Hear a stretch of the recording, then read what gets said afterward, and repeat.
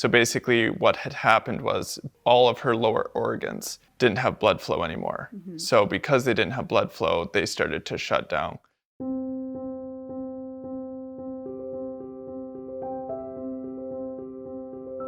Lukah is almost 5, and she's, lots of fun, has a huge imagination, loves to run and play and dance, and she's a really fun kid.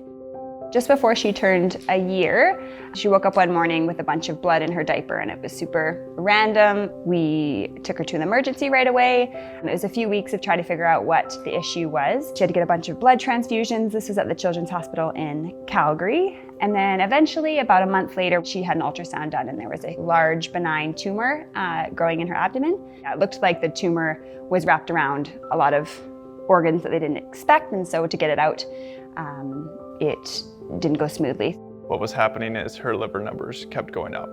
So they're like, we're not too sure what's going on. We might have bumped the liver, we might have bruised it. And so they told us that they were not equipped to deal with Lukah's case, and that they had to airlift her from Children's to the Stollery. But because of her condition, we weren't allowed to fly with her. She was so unstable, Yeah, and so we had to drive up to Edmonton.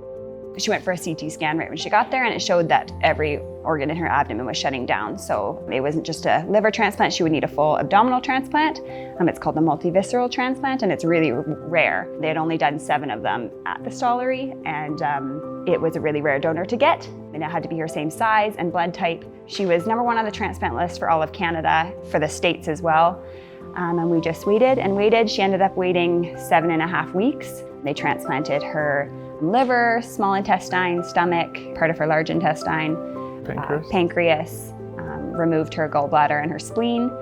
We stayed in Edmonton for 3 months at the Stollery after that, just having her recover and learning how to take care of her at home. The staff, like the nurses and the doctors, Lukah wasn't just a patient for them. It was this little girl that they wanted to pour their life into. It wasn't just someone who was doing their day-to-day job.